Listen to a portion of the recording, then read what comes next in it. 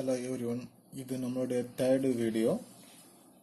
First video basics, அதாவது pentagon hexagon எப்படி draw பண்ணி உள்ளதை பார்த்தோம்.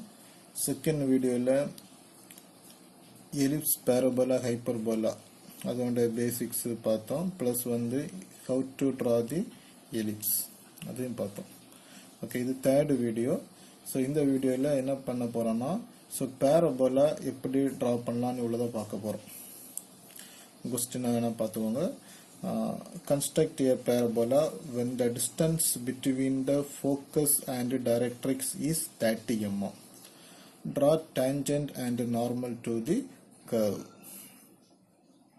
Okay, நான் ஏற்கனவே சொன்ன மாதிரி parabola ஏற்கனவே क्वेश्चनல கொடுத்திருக்காங்க. So parabola என்ன மீனிங் வரும்? Eccentricity E equal to 1. அதாவது இந்த ரேஷியோ என்னது ஈக்குவலா இருக்கும்.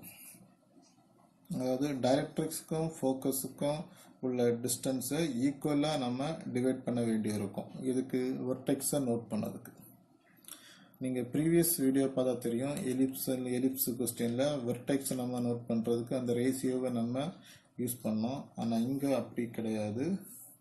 நம்ம அந்த டைரக்ட்ரிக்ஸ்க்கும் ஃபோக்கஸ்க்கும் உள்ள டிஸ்டன்ஸை மெஷர் பண்ணி அதுக்கு மிட் பாயிண்ட்ல நம்ம மார்க் பண்ணாலே வெர்டெக்ஸ் கிடைச்சிரும். ஸோ எப்படின்னு பார்க்கலாம்.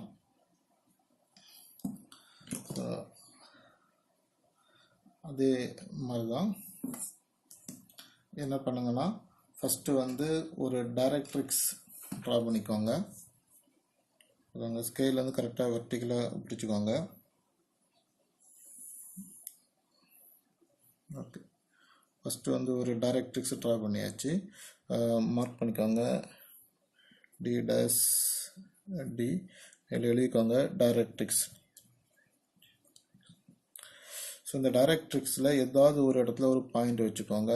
அந்த பாயிண்ட்ல இருந்து ஹாரிசாண்டலாக ஒரு லைன் ட்ரா பண்ணிக்கோங்க. இந்த லைனுக்கு நேம் ஆக்சிஸ். இந்த பாயிண்ட்டுக்கு நேம் ஏன்னு கொடுத்துக்கலாம். ஓகே, இப்போ கொஸ்டினை பாருங்க. Distance between the focus and directrix is 30 mm. Distance between the focus and directrix is 30 mm. புரியுதா? ஃபோக்கஸ்க்கும் டைரக்ட்ரிக்ஸ்க்கும் இன் பிட்வீன் உள்ள டிஸ்டன்ஸ் எவ்வளோதான் இருக்கு? 30 mm. ஸோ இதுதான் டைரக்ட்ரிக்ஸு.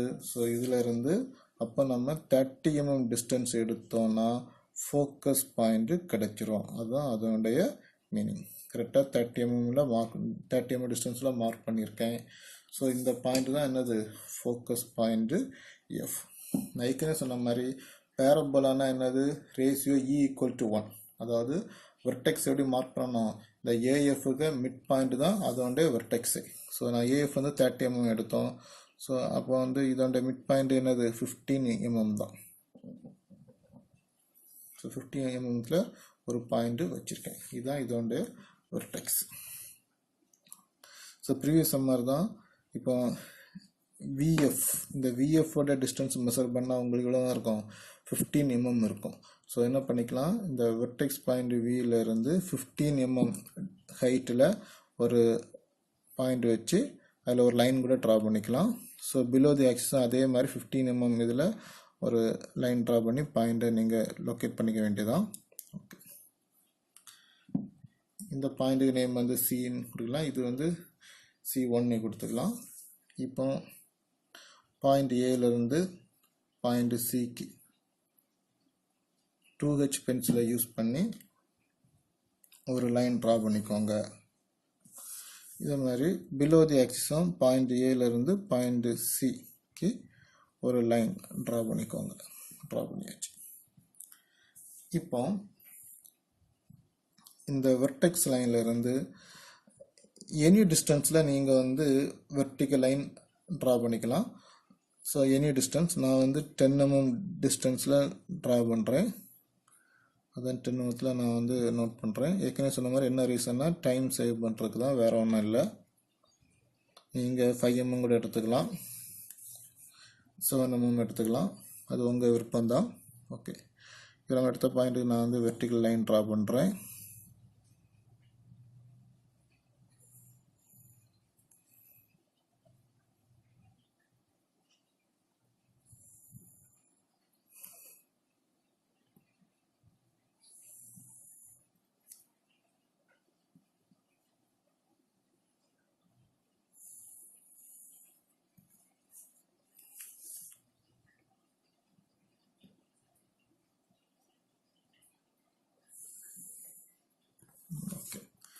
நான் ட்ரா பண்ண வெர்டிகல் லைன் எல்லாமே நீங்கள் 2H யூஸ் பண்ணி தான் ட்ரா பண்ணணும். அகைன் சொன்ன மாதிரி இந்த வீடியோவில் விசிபிலிட்டிக்காண்டி தான் நான் வந்து என்ன பண்ணுறேன், டார்க்காக ட்ரா பண்ணிகிட்ருக்கேன். நீங்கள் 2H யூஸ் பண்ணி தான் ட்ரா பண்ணணும் இந்த வெர்டிகல் லைன் எல்லாமே. ஓகே, இப்போ இந்த நம்ம ட்ரா பண்ண வெர்டிகல் லைனுக்கு நேம் கொடுத்துக்கலாம். இந்த பாயிண்ட் நேம் 1 கொடுத்துக்கலாம். இது வந்து 1 டேஷ், இது வந்து 1 1 டேஷ். ஸோ இந்த பாயிண்ட் வரும் 2 2 dash 2 1 dash 3 3 dash 3 1 dash 4 4 dash 4 1 dash 5 5 dash 5 1 dash 6 6 dash 6 1 dash. இப்படி நேம் இப்படி வந்து நம்ம நேம் கொடுத்துட்டே போகலாம். ஓகே, அடுத்து என்ன பண்ண போகிறோன்னா பென்சிலை காம்போஸில் வச்சு லாக் பண்ணிக்கலாம். ஓகே, லாக் பண்ணியாச்சு. இப்போ நம்ம எலிப்ஸில் பண்ண அதே மெத்தடு தான். இந்த காம்போஸில் இந்த 1 1 டேஷோட டிஸ்டன்ஸை நம்ம மெஷர் பண்ணிக்கலாம். ஓகே, 1 1 டேஷை நம்ம மெஷர் பண்ணியாச்சு. இதில் 1 1 டேஷை மெஷர் பண்ணியாச்சு. இப்போ இந்த டிஸ்டன்ஸை நான் ரேடியஸாக எடுத்து ஃபோக்கஸ் பாயிண்ட் எஃப்ஐ சென்டர் பாயிண்டாக வச்சு பாருங்கள். ஃபோக்கஸ் இந்த 1 1 டேஷை நான் மெஷர் பண்ணி இந்த 1 1 டேஷ் தான் ரேடியஸாக எடுத்து ஃபோக்கஸ் பாயிண்ட் எஃப் சென்டர் பாயிண்டாக எடுக்கிறேன்.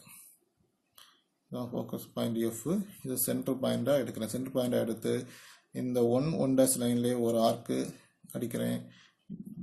பிலோ தி எக்ஸ் லைன்லேயே ஒரு ஆர்க்கு அடிக்கிறேன். ஓகேவா? ஓகே, அடுத்த பாருங்கள் 2 2 டேஷ் 2 டேஷ் டிஸ்டன்ஸை மெஷர் பண்ணுறேன். மெஷர் பண்ணி இதுதான் ரேடியஸாக எடுக்கிறேன். அகெயின் பாயிண்ட் எஃப் தான் சென்டர் பாயிண்ட்டு. எபோ தி ஆக்சிஸ் லைன்லேயும் ஒரு ஆர்க்கு, பிலோ தி ஆக்சிஸ் லைன்லேயும் ஒரு ஆர்க்கு அடித்தாச்சு. அடுத்தது என்ன பண்ணுறேன், 3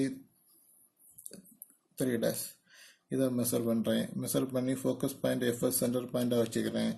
வச்சு எபோ தி லைன் ஒரு ஆர்க் அடிக்கிறேன். பிலோ தி லைனையும் ஆக்சிஸ்லையும் ஒரு ஆர்க் அடிக்கிறேன். அடுத்தது பாயிண்ட் 4 டேஷ் நான் ரேடியஸாக எடுத்துக்கிட்டு ஃபோக்கஸ் பாயிண்ட் எஃப் சென்டர் பாயிண்டாக வச்சுட்டு ஸோ எபோ தி ஆக்சிஸ் ஒரு ஆர்க்கு, பிலோ தி ஆக்சிஸும் ஒரு ஆர்க்கு. அடுத்து என்ன பண்ணுறேன், 5 டேஷ் அதை ரேடியஸாக எடுத்து அகைன் ஃபோக்கஸ் பாயிண்ட் சென்டர் பாயிண்டாக வச்சு ஸோ எபோ தி ஆக்சிஸ் ஒரு ஆர்க்கு, பிலோ தி ஆக்சிஸும் ஒரு ஆர்க்கு.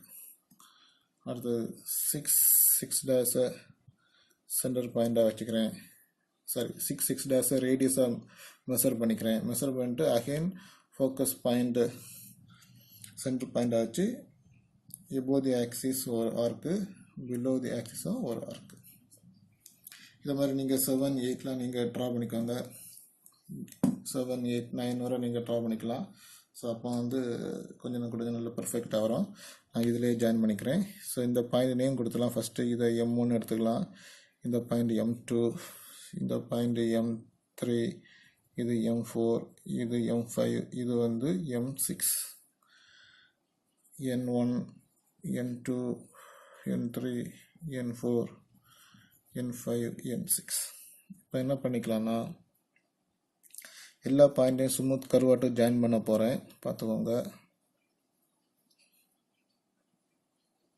ஓகே,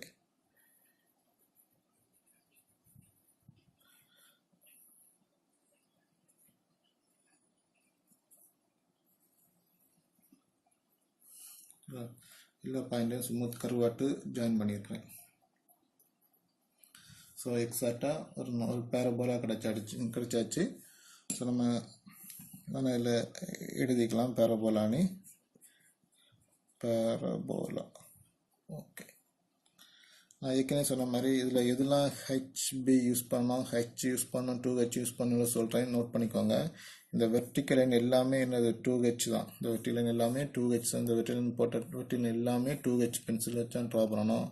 இந்த ஆக்சிஸ் வந்து ஹெச் பென்சில் யூஸ் பண்ணிக்கலாம். டைரக்ட்ரிக்ஸும் ஹெச் பென்சில் யூஸ் பண்ணிக்கலாம்.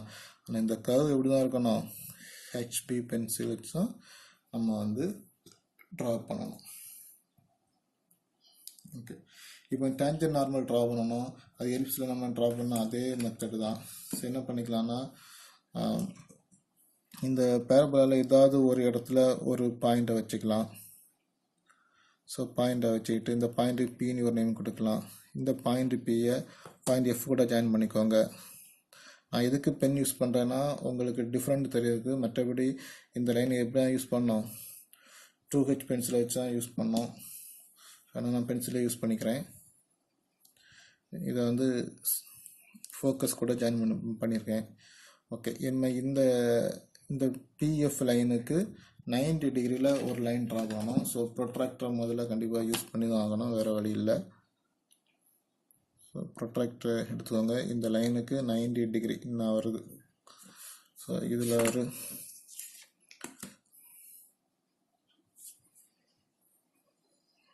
ஸோ இந்த பாயிண்ட் எஃப்ல இருந்து நம்ம மார்க் பண்ண இந்த பாயிண்ட்டுக்கு ஒரு லைன் ட்ரா பண்ணலாம். ஆனால் டைரக்ட்ரிக்ஸ் கூட அதில் நம்ம ஸ்டாப் பண்ணிக்கலாம். ஓகே, இப்போ இந்த பாயிண்ட்லேருந்து நம்ம ஏற்கனவே ட்ரா பண்ண பாயிண்ட் லொக்கேட் பண்ண பாயிண்ட்டுக்கு ஒரு லைன் ட்ரா பண்ணலாம். அது வந்து நான் பென் யூஸ் பண்ணி ட்ரா பண்ணிக்கிறேன். ஏற்கனவே சொன்னேன் உங்களுக்கு விசிபிலிட்டிக்காண்டி தான். இது பிஇ நேம் கொடுத்துக்கலாம். இது வந்து கரெக்டாக இந்த கர்வ் டச் பண்ணிட்டு போகுது. ஸோ இதுதான் டேஞ்சன்ட் ஆஃப் தி இதுதான் எனது இந்த பேரபோலாவோட tangent of the parabola. Next என்ன பண்ணிக்கணும், நார்மல் ட்ரா பண்ணோம். நார்மல் லைன் எப்படி ட்ரா பண்ணணும்னா, இந்த ஏற்கனவே ட்ரா பண்ண அந்த பிஇ லைனுக்கு 90 டிகிரியில் பாயிண்ட் பி வழியாக ஒரு லைன் ட்ரா பண்ணும். A line should be passing through point P. That line should be perpendicular to tangent. பாருங்க, அகைன் இந்த ப்ரொட்ராக்டர் எடுத்துக்கலாம். எடுத்து பாயிண்ட் பியில் வச்சு 90 டிகிரி லொக்கேட் பண்ண வேண்டியதான்.